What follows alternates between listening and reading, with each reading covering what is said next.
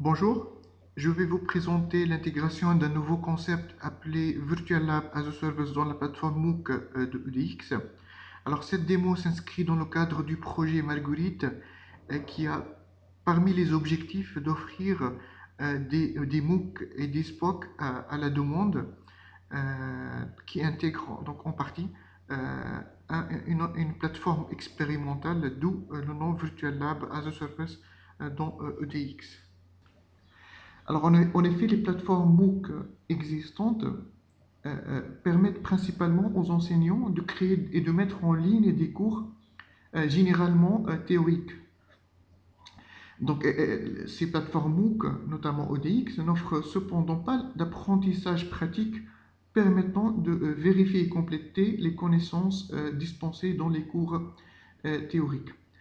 Alors, comme vous le savez, dans le domaine d'éthique, les séances de travaux pratiques nécessitent souvent des machines et des logiciels de développement mettant en œuvre des techniques étudiées dans les supports de cours théoriques.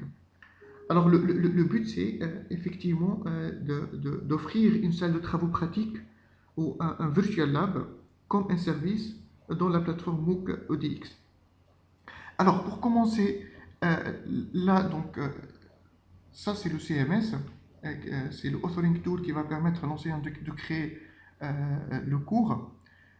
Donc, le prof va s'authentifier.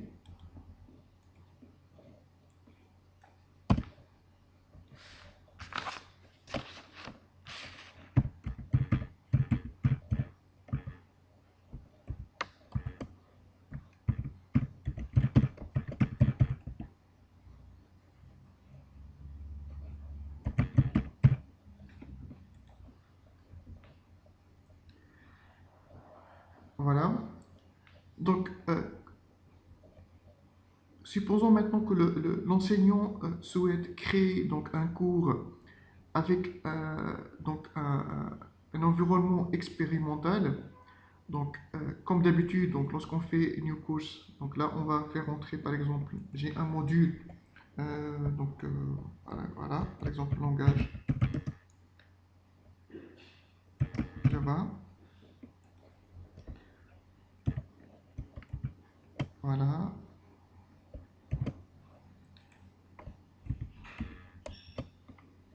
Donc, ça, ce sont les informations concernant donc, mon cours. Je vais enregistrer le cours.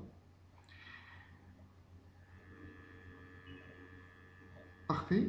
Là, ce qu'on a fait, donc on a ajouté dans le menu Settings, donc le Virtual Lab Settings. Donc en appuyant là-dessus, donc là, il nous demande de créer en fait l'image de notre machine virtuelle. Donc là, j'aurai besoin donc d'une machine virtuelle, donc appelée par exemple Java, TP Java. Voilà, donc ça va être à base d'un OS Ubuntu 12.04. Je vais sélectionner donc le template correspondant et donc voilà. Là, je suis en train d'instancier une machine virtuelle sur le cloud pour l'enseignant pour donc permettre l'installation des bibliothèques, des logiciels nécessaires pour le déroulement du TP. Voilà.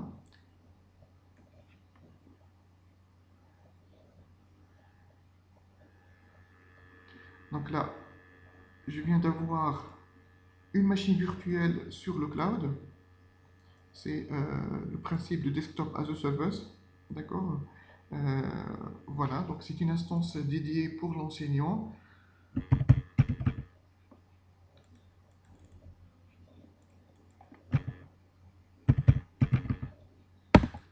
Et là, donc, je vais installer, comme étant un enseignant, je vais installer l'ensemble des outils, des logiciels et des bibliothèques donc, nécessaires pour donc, le TP Java. Donc là, je suppose que j'ai terminé l'installation donc, de l'ensemble des outils nécessaires. Ce que je vais faire, je vais créer donc une snapshot de cette machine virtuelle qui va servir donc comme image de base pour tous mes étudiants ensuite qui vont être intéressés par ce cours.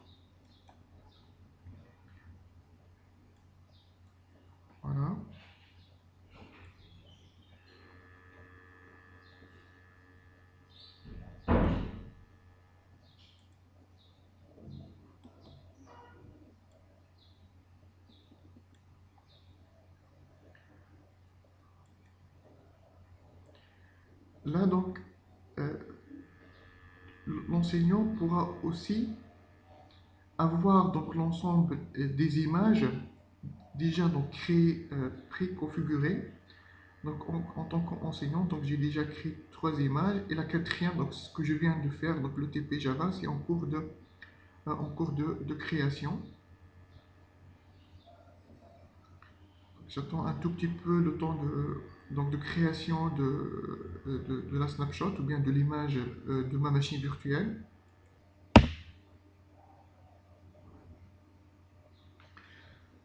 Voilà, donc l'image est déjà créée. Donc là, je viens de créer une image de mon TP Java sur le cloud. Voilà, donc bien évidemment, donc je peux aussi donc éditer, donc supprimer des images. Alors, en appuyant là, donc je vais pouvoir en fait instancier une machine virtuelle à partir de l'image créée en tant que prof. Donc j'aurai besoin de cette machine-là. Voilà. Et ça va prendre en fait quelques secondes pour démarrer, instancier la machine virtuelle à partir de l'image.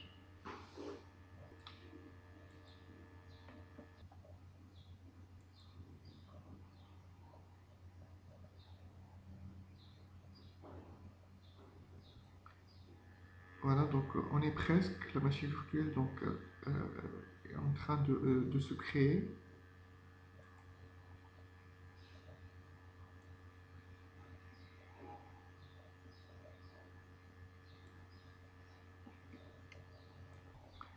Donc voilà, ma machine est déjà créée, donc je vais pouvoir la visualiser.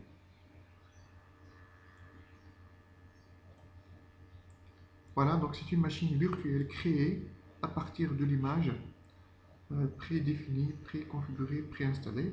Voilà, donc ça c'est l'image de l'enseignant. Alors, je vais la laisser de côté. Et puis donc, on va aller donc, le LMS. Voilà, donc ça c'est le LMS. Donc côté étudiant, donc l'étudiant va se connecter.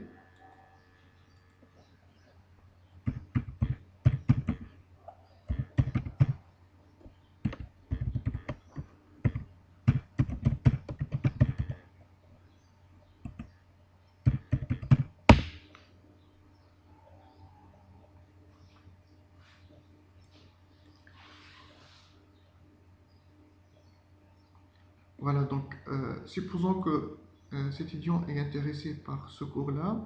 Donc bien évidemment, il va faire donc register. Il va s'inscrire donc pour donc ce TP-là.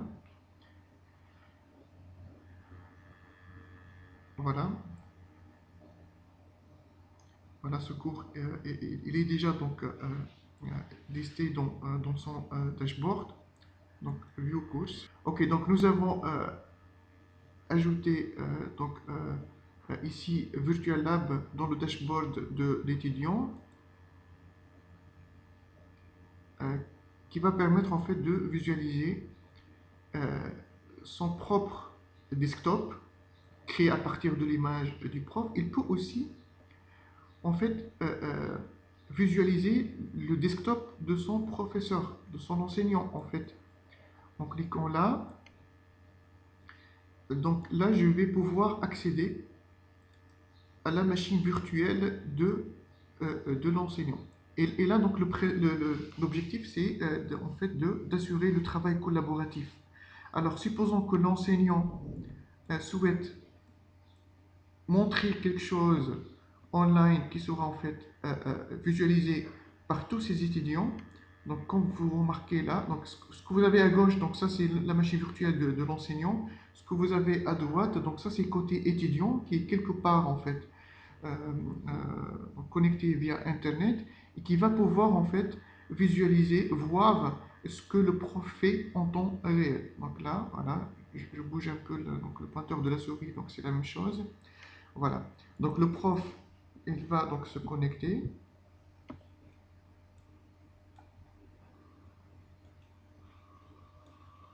Voilà, donc à gauche, c'est le prof. Donc il va donc s'authentifier.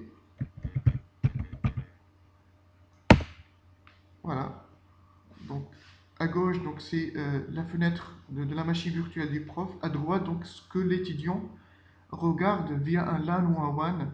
Donc il peut suivre exactement ce que fait l'enseignant et cela favorise le travail collaboratif entre le prof et l'étudiant. Voilà, donc tout ce qui est fait côté professeur, il est donc automatiquement donc partagé avec ses étudiants. Voilà, donc ici s'achève notre démonstration. Merci pour votre attention.